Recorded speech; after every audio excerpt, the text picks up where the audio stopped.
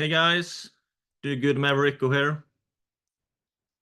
Why you only need 50 to 500 members to achieve freedom?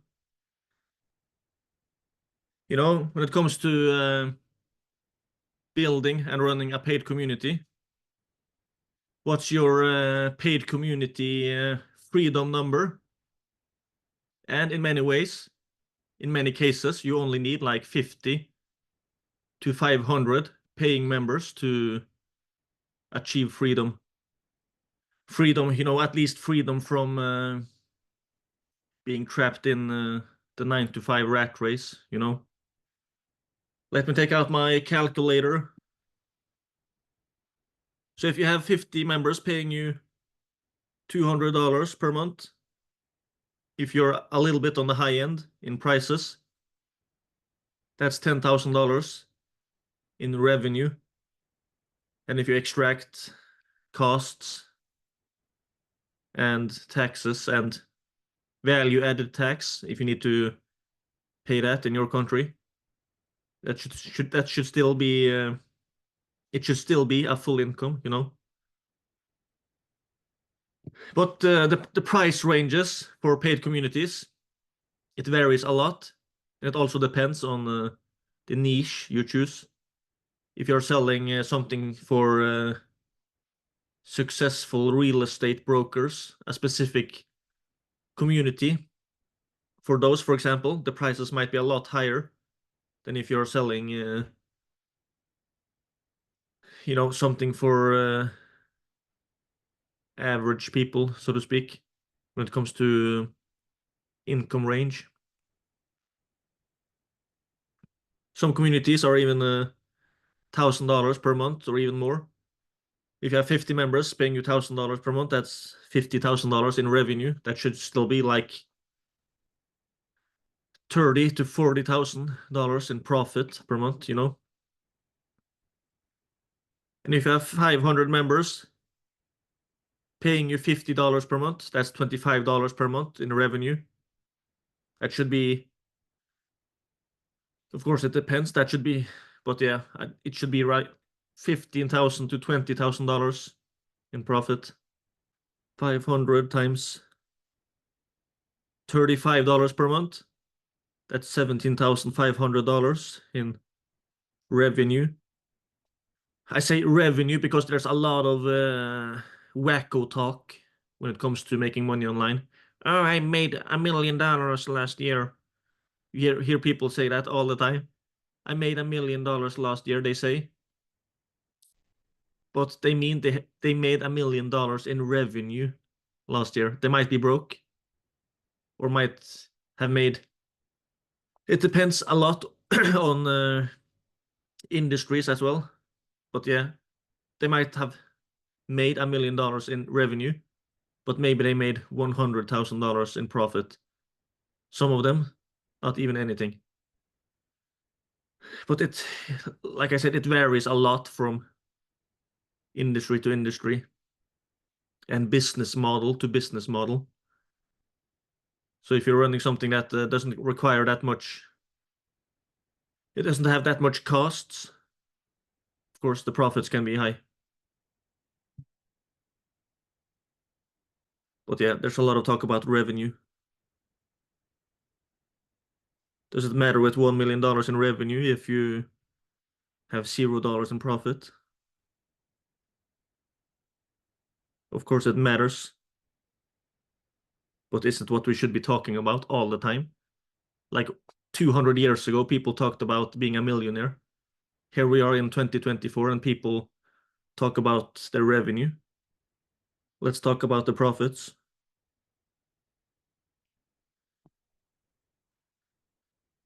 So yeah, if you have 500 members paying you $20 per month, that's $10,000 in revenue. That should still be like $5,000 to $7,000 in profit. And of course, the way it is in business, it's oftentimes that the costs and revenue doesn't scale equally. When you're at like $20,000 in revenue per month, you might be making $15,000 in profit because maybe you have less people, less expenses and stuff. But once your revenue like 10x's that, and it's like $200,000 in revenue per month, then your profit is probably not going to be at the same percentage rate, like $15,000 per month. That's often the case. But it depends. Like I said, it depends a lot on the business model, because if you have a pretty much fixed cost business, it's going to be a lot easier to manage than other ones. So if you're making it in e-commerce, for example, as you're scaling, sometimes it's going to be also more expenses as you hire people, and it's not always easy to scale with ads at the same cost either. But yeah. And agencies and stuff and services, there's often a lot more costs and manual labor involved. So yeah. But that's one of the cool things with many online business models. I think paid communities is one of them, where it's pretty much a fixed cost business, where you can pretty much scale it without increasing the cost so much, so you can keep a high profit margin even while scaling. But of course,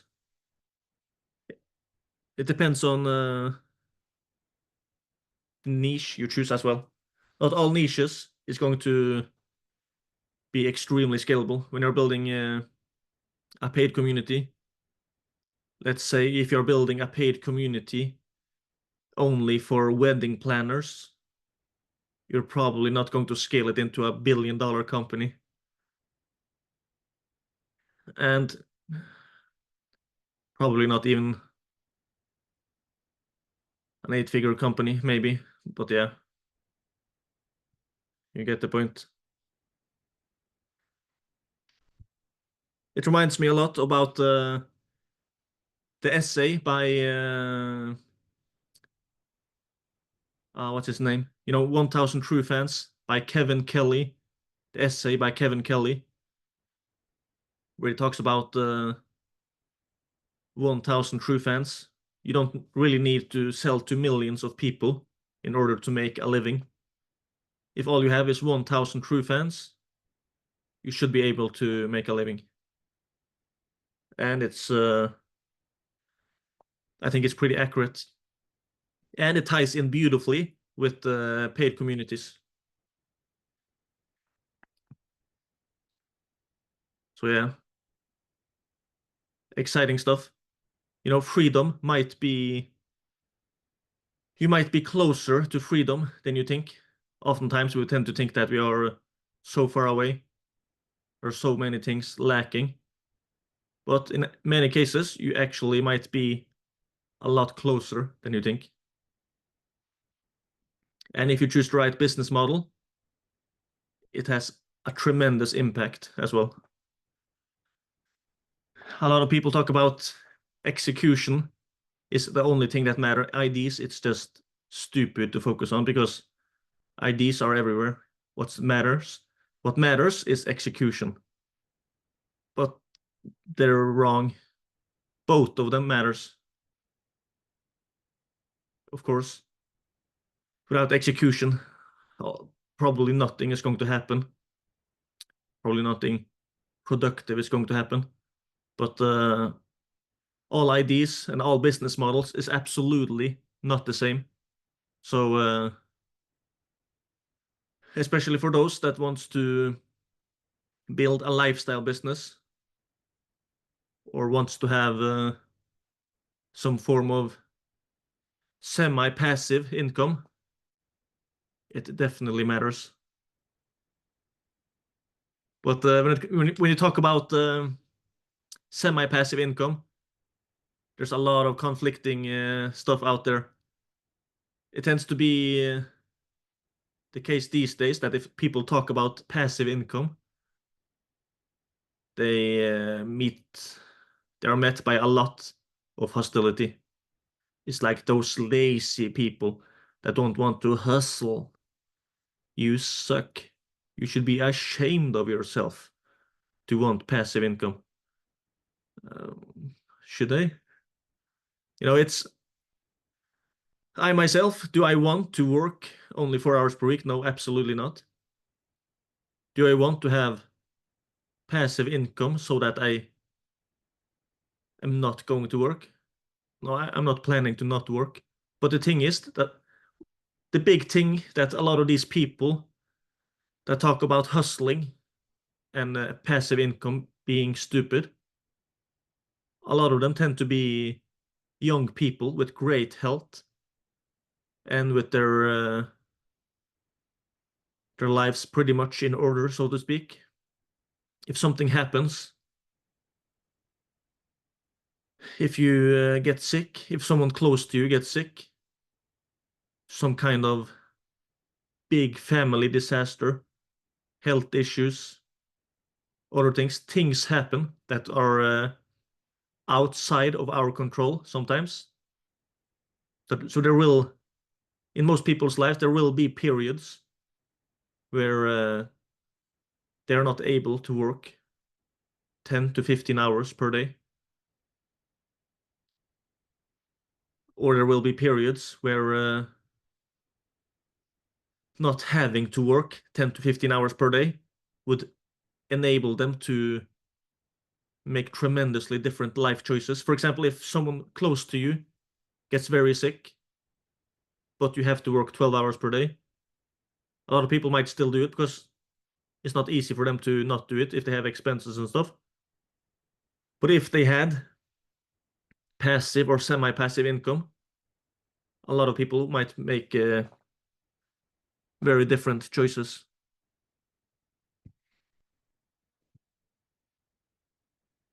And things can change fast. So although hard work is good, laziness is bad, it's still a thing where I still find passive income, or what might be, or what is a lot more realistic, semi-passive income is really fascinating. So yeah, my point is, even though there are a lot of people online, especially these days, that are really negative towards passive income, it doesn't mean that it's impossible. I'm not successful at it myself, but I have seen people that are, so it is possible. But what tends to happen is that when people start doing stuff, it often takes a lot more work than we think. And before we know it, we kind of get stuck in working in the business instead of on the business. And people kind of also oftentimes get stuck as kind of like a self-employed person instead of a business owner. If you read E-Myth Revisited by Michael E. Gerber, he talks a lot about that crap and how to build a business that's kind of systems driven instead of founder driven, so it can provide a lot of freedom as well. But yeah, that being said, that you can create systems and procedures and processes and checklists and stuff and systematize and automate a business.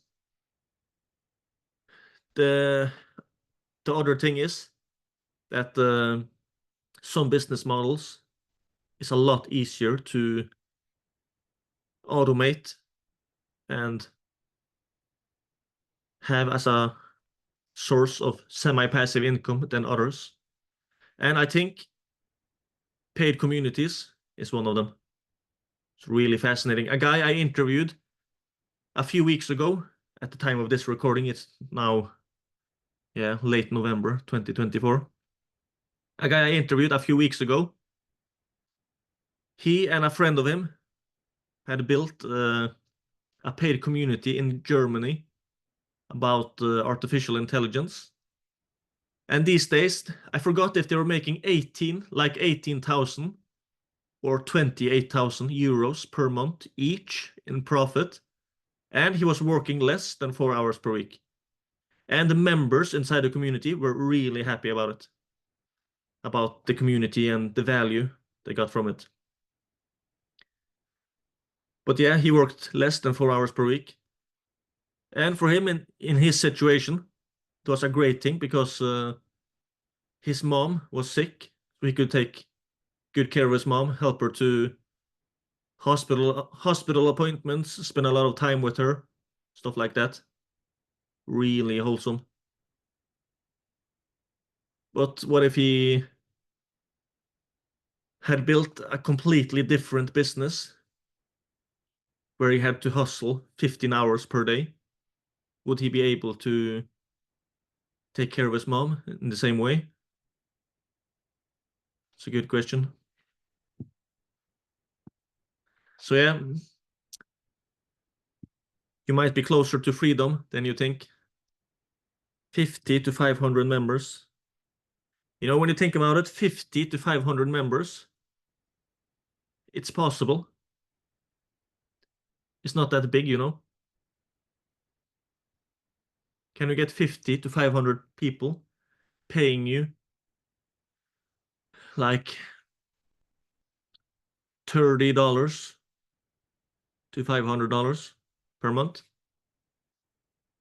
Or could you get 1,000 people paying you $15 per month? Or 2,000 people paying you $5 to $10 per month? You know, it's still pretty low numbers compared to, you know, a lot of other options out there. Maybe you're just one paid community away. You might be.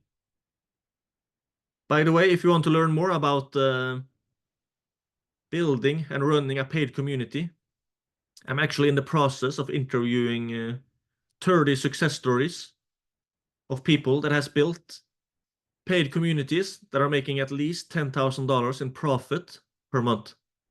So far, I made a few of the interviews, and it's mind-boggling how exciting it is, and also how much opportunities there still is out there when it comes to building a paid community.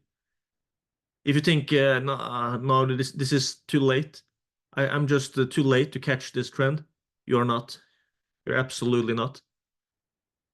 Even though paid communities have existed for a few years, you're absolutely not too late to catch this trend. So exciting stuff. And there's a lot of niches or categories out there when it comes to paid communities that a lot of people are not even talking about. So if you kind of look outside and think outside the box, the amount of opportunities out there for super valuable paid communities that you can build, where there is almost zero competition from other paid communities, it's mind-boggling. Exciting stuff. If you want to get access to those interviews, as well as a community of other community builders, you should check out, you know, it's one of the courses and communities that I'm building for terrific30.com. So to check it out, go to communitycashcows.com. That's communitycashcows.com. All right.